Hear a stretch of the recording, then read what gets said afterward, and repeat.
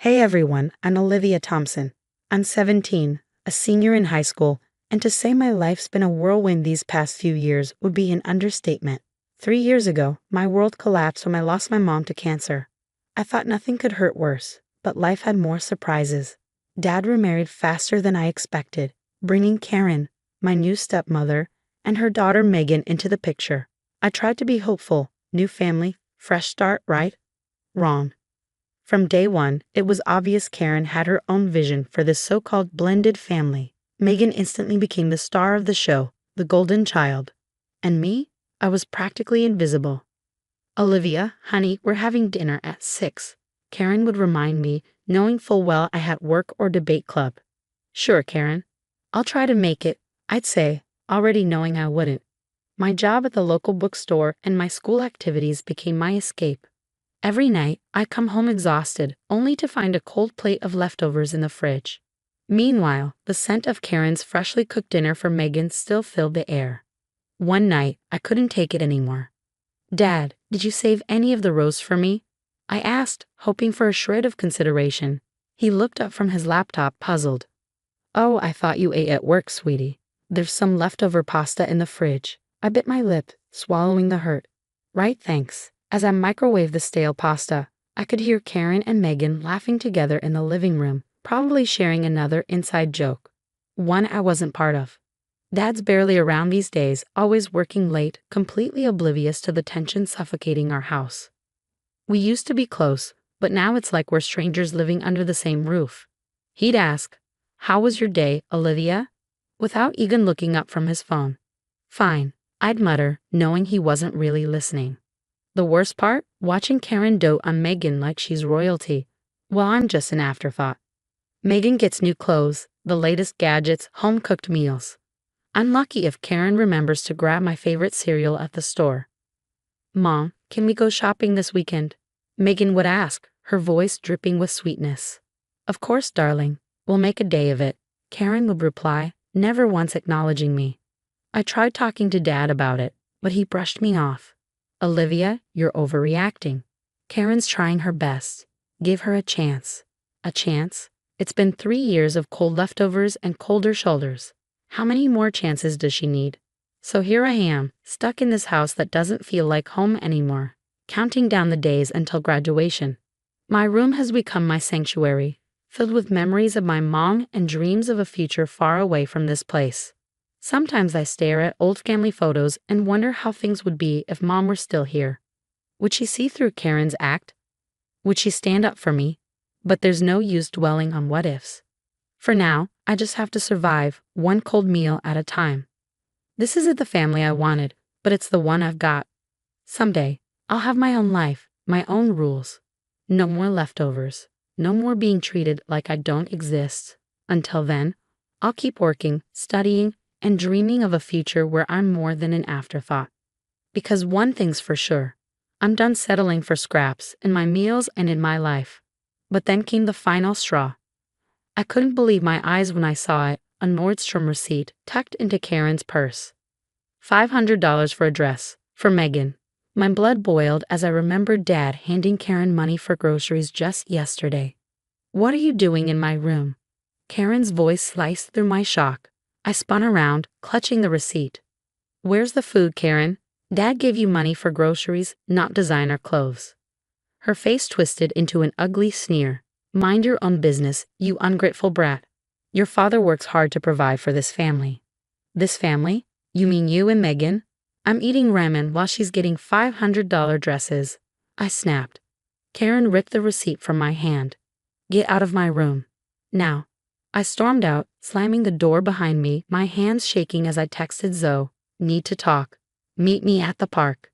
An hour later, I sat on our usual park bench, spilling everything to Zoe. "Girl, you need to tell your dad," she said, her eyes wide. I sighed. He won't believe me. He never does. Just then, my phone buzzed. A text from Dad. "Where are you?" "Family dinner tonight." I groaned. Great. Another performance of the Karen and Megan show. Zoe squeezed my hand. Go, but document everything. We'll figure this out. When I got home, the rich aroma of pot roast filled the air, making my stomach growl. a painful reminder of the meager lunch I'd had earlier. As I stepped into the dining room, Karen's voice cut through the moment. "Nice of you to join us," she said, dripping with sarcasm. I clenched my jaw and took a seat. Dad was already at the table, absorbed in his phone, like always. "How was everyone's day?" he asked, without looking up. Megan immediately launched into a detailed account of her day, twirling her fork in the perfectly portioned meal on her plate. I glanced down at my own plate, noticeably smaller. "Oh, Daddy," Megan chimed in, her voice saccharine sweet. "I got an A on my math test today." "That's my girl." Dad beamed, finally lifting his head to acknowledge her. "We should celebrate. How about that new phone you've been wanting?" I couldn't hold back any longer. "Are you kidding me?" I snapped. "She gets a new phone for an A, while I'm valedictorian, and I can't even get new sneakers." The table fell into a stunned silence. Dad's face darkened. "Olivia, that's enough. You're being dramatic." "Dramatic?" I spat back, my voice rising. "Open your eyes, Dad. Karen's using your money to spoil Megan while I'm treated like Cinderella." Karen gasped theatrically. "How dare you? After everything we've done for you." "Done for me? What have you done except make me feel like an outsider in my own home?" Dad's hand slammed down on the table, rattling the dishes. "That's enough, Olivia. Apologize to Karen now." I stood my chair, scraping loudly against the floor. "Apologize? For telling the truth." "You're just jealous of Megan," Dad said, his voice cold and detached. "I thought I raised you better than this." Tears blurred my vision as I turned and stormed out, Karen's fake sobs echoing behind me. In my room, I slammed the door and collapsed onto my bed, the weight of it all crashing down on me. The next day at school, I couldn't focus. My English teacher, Ms. Larson, noticed something was off and pulled me aside after class. "Olivia, is everything all right?" Before I knew it, I was pouring out everything to her, tears streaming down my face as she listened, her expression growing more concerned by the minute. "Olivia, this isn't right," she said softly. "Have you thought about talking to a school counselor?" I shook my head. "They'll just call my dad. He won't believe me." Ms. Larson sighed. "Then we need to gather evidence, document everything, and remember, you're not alone in this." A small flicker of hope ignited in me. Maybe, just maybe, someone would finally believe me. But for now, I had to go home and face another night of leftovers and loneliness. I was done with Karen's games. It was time to fight back. With Zoe's help, we started Operation Expose Karen. We set up tiny hidden cameras in the common areas of the house and kept a detailed log of every incident. "You sure this is legal?" Zoe asked as we positioned a camera on the bookshelf. "Probably not," I whispered back, "but neither is stealing." Days passed and the evidence piled up.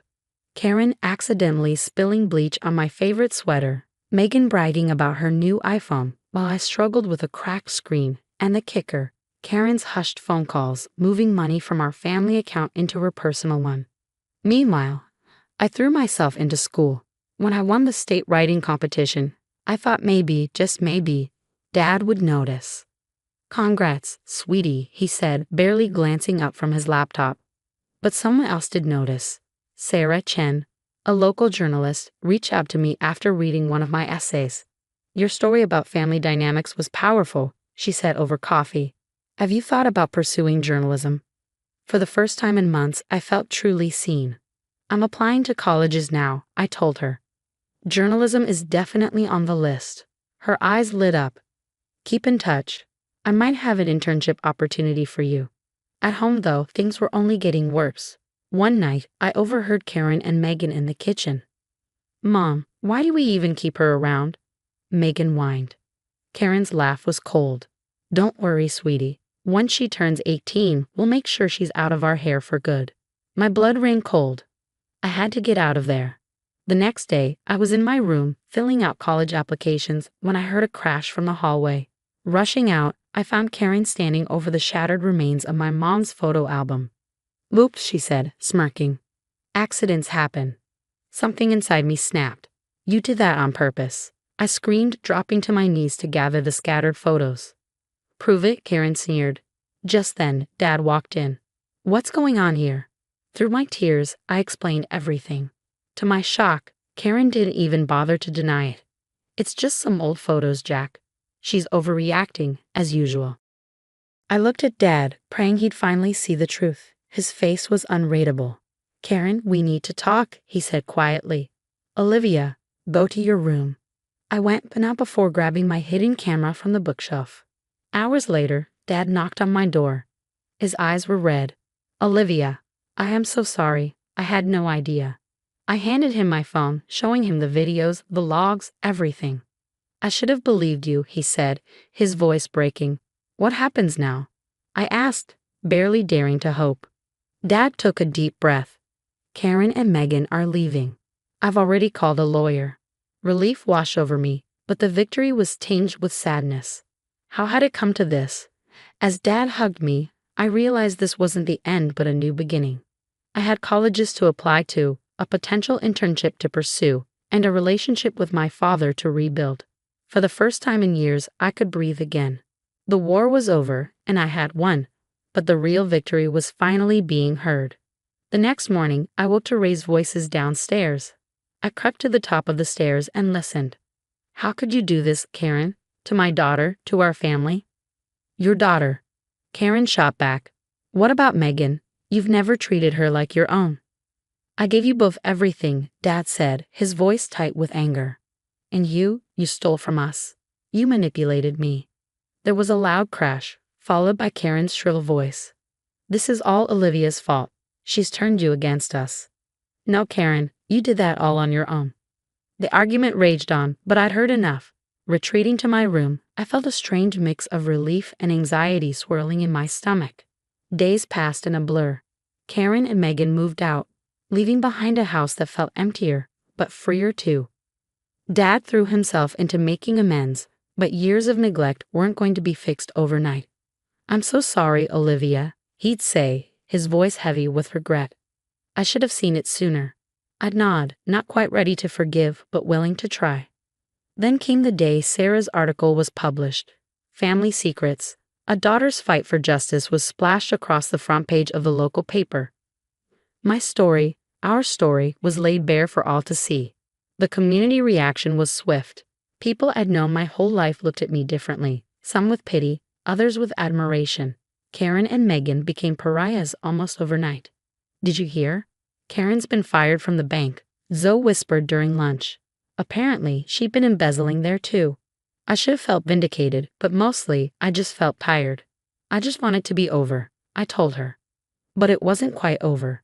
As valedictorian, I had to give a speech at graduation. Standing at the podium, I looked out over the sea of familiar faces, some of which I wish I could forget. We've all faced challenges, I began, my voice shaky. Some visible, some hidden behind closed doors. But it's not the challenges that define us. It's how we face them. I caught Dad's eye in the crowd, and he nodded, urging me on. We have the power to write our own stories, to choose resilience over resentment, growth over stagnation. When I finished, the applause washed over me, and for the first time in years, I felt truly seen. After the ceremony, Sarah approached me smiling. That internship is yours if you want it, she said. Your story. It's making a difference, Olivia. I hugged Dad tightly, holding my diploma. I'm proud of you, kiddo, he whispered, so proud. As we walked to the car, I spotted Karen and Megan in the distance, isolated and glaring. I felt a twinge of pity for them, but it passed quickly. They'd made their choices. I wasn't looking back. Ahead of me, I saw a future full of possibilities, college, the internship, a chance to help others who'd been silenced. The road ahead wouldn't be easy, but I was ready. After all, I'd already survived the worst. What would you have done in Olivia's place? Would you have confronted your family earlier or taken a different approach? Share your thoughts in the comments.